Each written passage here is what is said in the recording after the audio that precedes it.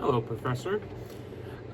Before we start, I'd like to inform you that this project, aka this video, was going to be way larger in scope, but I managed my time poorly yesterday, and so I couldn't get most of the shots done, and I have a bunch of other assignments to do today, so this video will be much more simple than originally intended.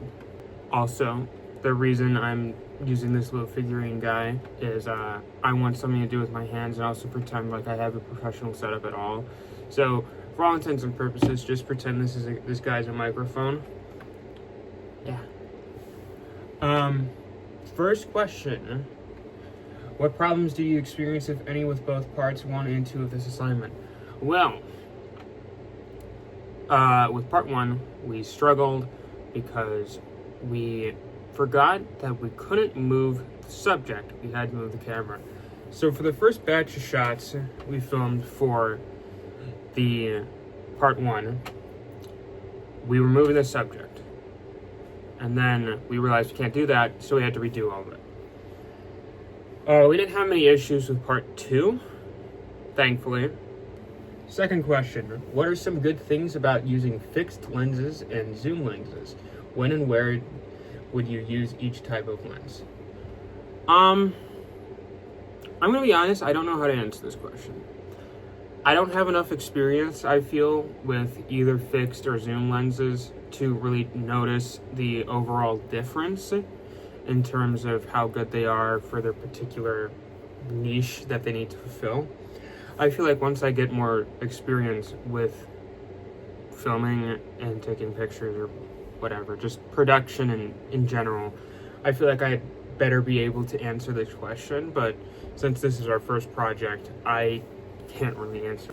Third question, what did you notice when you compared the pictures from part 1 and part 2? How do they look different? Well, part 1 and part 2, I don't know if this has to do with the lenses, but they're shaded differently. I don't know if that's the right term, but my subject is in different spots and is wearing different clothing, so immediately they look visually different.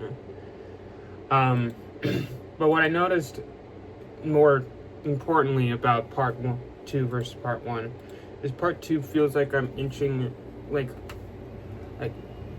significantly closer to my subject, whereas part 1 it just kind of feels like it's subtle movements, or not even movements whatsoever. Question 4, and I'm holding my camera now because I want to be different. Question 4 asks, what did you notice about lens compression when doing this assignment?